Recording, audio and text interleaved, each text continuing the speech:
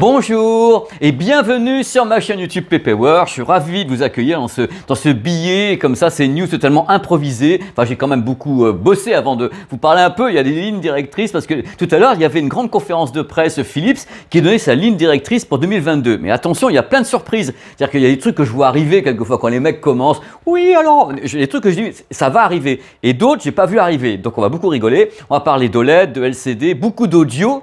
Et on va également parler de la santé de Philips TP Vision qui est très content ces jours-là. Grâce à vous, visiblement, ils sont très heureux. Ils ont dit écoutez, nous en 2021, on a progressé, enfin la boîte a progressé de 17%. Voilà, merci, bravo pour eux, hein. Et pour vous aussi. Et surtout, un truc qui me fait plaisir, parce que je n'aime pas beaucoup l'OLED, vous savez que je n'aime pas l'OLED. Ils ont fait une progression sur l'OLED de 53%.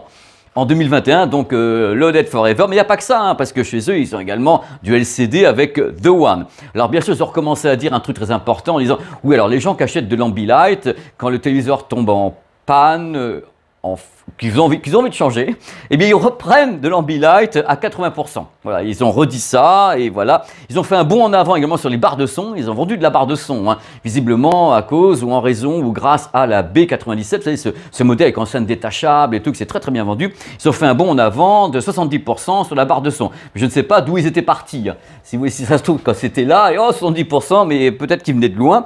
Donc ils poursuivent en même temps leur coopération et leur collaboration avec Bowers & Wilkins, avec Abbey Road et tout ça. Et maintenant, on va parler du téléviseur OLED qui se pointe au premier semestre. Un nouveau téléviseur OLED s'appelle le OLED 807.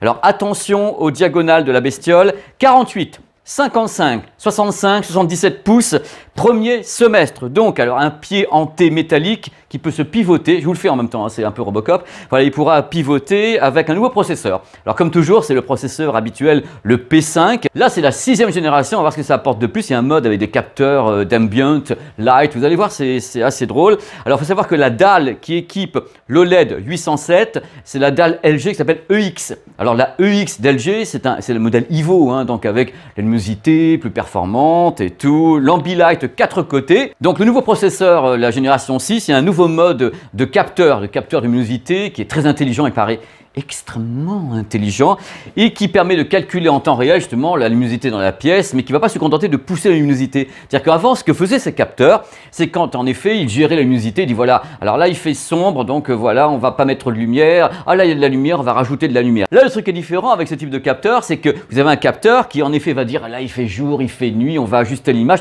mais pas uniquement ajuster l'image en mettant de la lumière ou pas de la lumière, il va également ajuster pour qu'on ait exactement le même type de colorimétrie, qu'il fasse très jour dans votre pièce ou nuit, que ce soit exactement la même chose que votre œil va voir. Ça, c'est la promesse. C'est la promesse. Alors, il y a l'arrivée de nouveaux modes également, qui s'appelle un mode qui s'appelle Eye Care. Donc, je suppose c'est prendre soin de ses yeux. Donc, je suppose qu'il éteint le téléviseur. Hein. Donc, un truc dans le genre. Ça va être peut-être pour la lumière bleue. Je ne sais pas, je n'ai pas eu les détails. Il y a un mode qui s'appelle également Dark Detail Optimization. Donc, je suppose dans le noir, on verra mieux les détails. Hein. Pour les gamers, ça peut être super cool. Et bien sûr, une optimisation de la couleur. Bon, arrivée également de IMAX Enhanced. Donc, le mode IMAX automatique avec le Filmmaker et tous les HDR. HDR 10, 10+, Dolby Vision, tout est dessus de A à Z. Il y a un mode de détection des films qui va arriver également. La détection du film, donc il dit ah, c'est un film, c'est trop bien, avec 7 pré-réglages. On passe je crois, de 3 à 7. Tout peut se déconnecter. Hein. Et quand je vous dis tout ça, c'est des trucs que vous pouvez enlever tout ça. Hein. Ça vous plaît pas, vous dites oh là, c'est pas la peine. On va parler d'un truc qui fait kiffer, des chiffres. Vous aimez les chiffres. La HDMI, elle est 2.1 hein, sur ce modèle-là, comme sur les autres dont on va parler tout à l'heure, avec carrément le débit maximal. C'est-à-dire c'est 48 Go sur la HDMI 2.1. Donc théoriquement, elle peut gober un signal numérique vidéo en 444 en 12 bits. Voilà, c'est le truc qui est dit. Avec du HDR, il y a le VRR, donc pour les gamers VRR, Variable Refresh Rate de 48 Hz à 120 Hz sur ces modèles-là comme sur le reste de la gamme, parce qu'attention, l'année 2022 chez Philips sera une année de gaming, messieurs, dames, pour les téléviseurs. Donc il faut y mettre, j'allais dire, il faut de l'Ultra HD 4K VRR jusqu'à 120 Hz sur toute la gamme. Ils sont contents avec en plus AMD FreeSync Premium, NVIDIA G-Sync et tout ça bien sûr géré en automatique. Hein. Donc il y a tout ce qu'il faut, la HDMI 2.1 et donc eARC en plus, le retour audio avec le son, tout ce que vous voulez. Donc ça s'annonce quand même très bien. Alors question également que vous vous posez et vous avez raison, le marquage, c'est de l'OLED. C'est de l'OLED, vous avez peur du marquage. Le risque zéro n'existe pas dans l'industrie. Hein. Donc eux, ils disent, nous, on introduit à nouveau notre propre système d'anti-marquage sur cette dalle LG X Ivo. C'est le nôtre. Alors avec en exclusivité une détection très précise d'un logo ou d'un objet qui resterait très longtemps. Une détection vraiment très... Ils disent, voilà, nous, c'est mieux que les autres. On vraiment détecte et puis on réduit la luminosité immédiatement pour pas que ça marque et tout.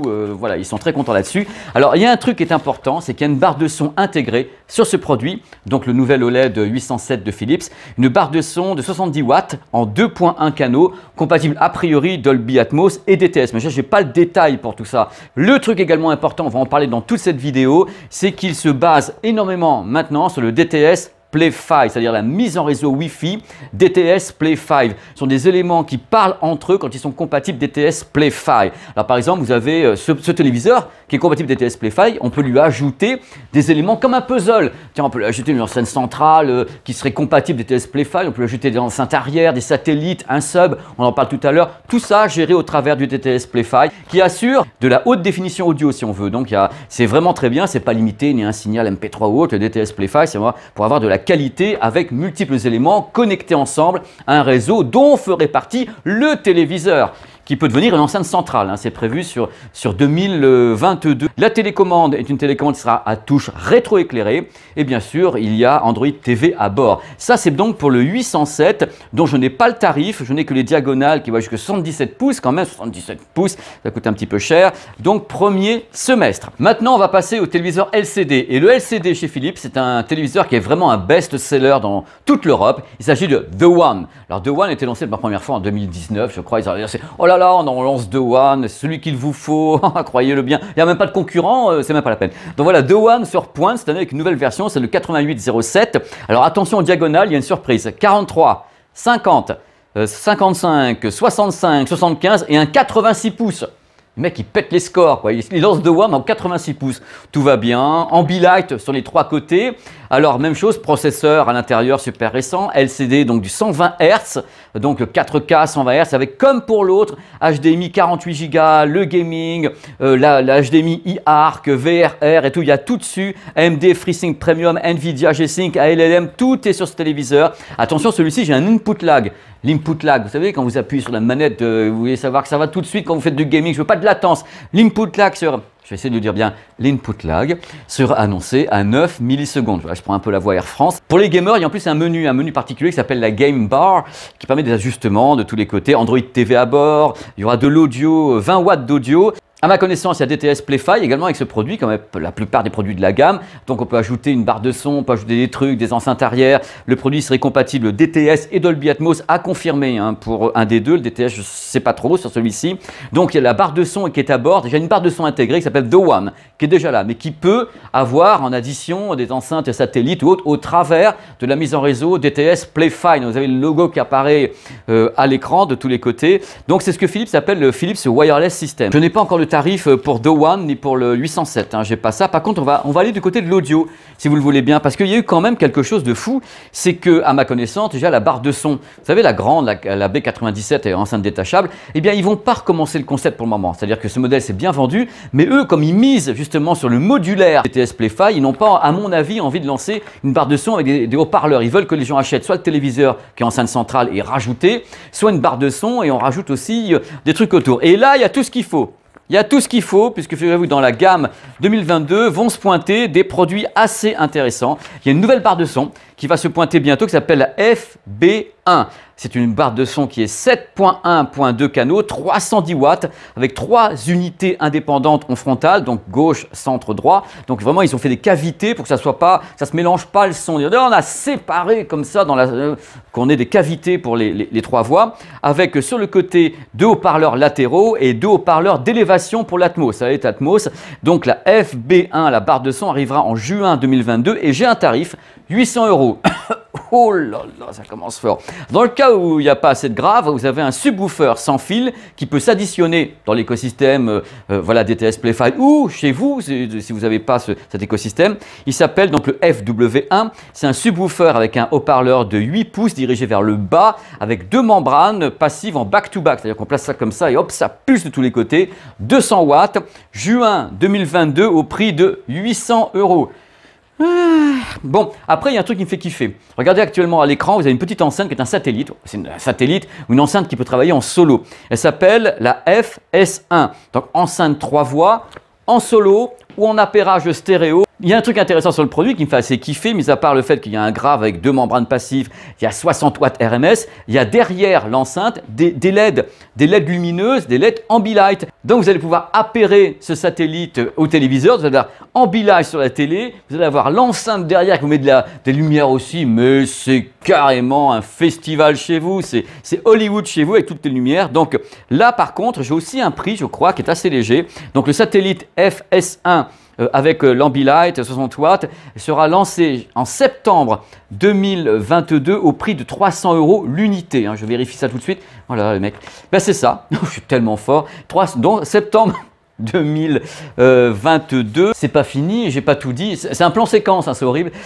Il y a une gamme qui arrive chez Philips, une gamme qui s'appelle Go. Alors Go, ça veut dire que tu vas te bouger, c'est-à-dire vraiment Go, c'est pour les sportifs, les gens qui veulent sortir, marcher dans la tempête, sur la poussière, dans la flotte. Alors il y a 2 enceintes Go qui se pointent, qui ont l'air assez marrantes, la S4807 et la S7807, elles sont Bluetooth, résistent à la poussière, il y a un double caoutchouc anti-choc, donc projection d'eau c'est possible, il y a une dragonne détachable, Bluetooth multipoint, attention, appel en kit main libre avec un push to talk pour assistants vocaux, donc c'est intéressant. Ici on appaire les enceintes, on peut avoir de la stéréo, c'est soit en solo, soit en stéréo et en Bluetooth. Le modèle haut de gamme s'appelle le S7807, alors sa dimension c'est 104 x 104 x 280 mm avec 2 tweeters 20 mm à bord, il y aura également 2 haut-parleurs médium grave 70 mm, 40 watts de poussée sur le petit produit, autonomie de 24 heures, une batterie de 5000 mAh qu'on peut utiliser en batterie externe pour un smartphone et autres. Je n'ai pas la date de sortie, je n'ai pas le tarif, ça ne devrait pas coûter une blinde non plus.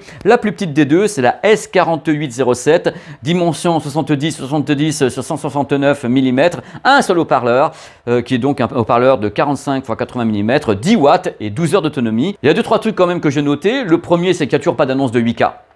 Ah ah! Et ben ça fait 2-3 ans que j'en ai parlé déjà avec Dany, avec tout le monde sur place. Ils m'ont dit le 8K peut-être, c'est pas peut-être, c'est non dans tous les cas. Donc c'est ce que je disais par rapport aux billets d'humeur que j'ai fait à Las Vegas ou oh là là pour l'Europe parce qu'ils sont très européens, ils sont pas vendus aux États-Unis. Philips TP Vision, donc voilà Europe. Donc le 8K, il n'y a pas de téléviseur, il n'y a pas non plus de prévision de téléviseur QD OLED. J'en ai pas entendu. Les gens posaient des questions, moi aussi, on n'a pas eu de réponse, donc je suppose que c'est pas encore dans les tuyaux. Et il n'y a pas non plus d'annonce de téléviseur mini LED. Il y a du mini LED chez Philips, mais là on n'a pas d'annonce dans cette conférence de presse pour le mini LED 2022, mais des produits mini LED arrivent. Ça m'a été confirmé par Philips. Un truc qui est intéressant également, c'est comme vous l'avez vu dans cette vidéo d'un pro, c'est qu'il y a une collaboration de plus en plus forte entre Philips et DTS. DTS Play-Fi pour la mise en réseau des enceintes sous le protocole DTS Play-Fi, donc c'est le Philips Wireless Home System. Donc c'est vraiment de plus en plus fort, ça s'ancre de tous les côtés. Donc on sent que ça bouge avec l'arrivée en plus d'IMAX Enhance sur le 807. Oh là là, voilà, dans tous les cas, je suis très content. Je range des petits papiers comme le journal de TF1, messieurs, dames. Je suis très content d'avoir fait cette vidéo. J'espère que vous avez eu les petites infos que vous souhaitiez avoir. Ça me fait super plaisir de la faire. Bien sûr, il manque des tas de choses, c'est-à-dire que j'ai des informations, les premières infos que j'ai. D'autres choses vont arriver derrière, on va me donner encore des informations complémentaires, je pourrai voir les produits en France, donc la prochaine vidéo Philips, ça sera devant les gammes, avec un chef produit qui va me raconter la vie et moi aussi. Donc et on pourra comme ça vous montrer vraiment les produits, les barres de son, les petites enceintes, le téléviseur 807, je pourrais aller plus loin que ça. Mais déjà vous êtes informés, c'est une petite news, je vous fais des gros bisous. Voilà, la prochaine vidéo sur la chaîne dimanche matin, s'il ne se passe rien d'ici là, j'ai envie de dormir un peu moi messieurs, dames. Allez, ciao.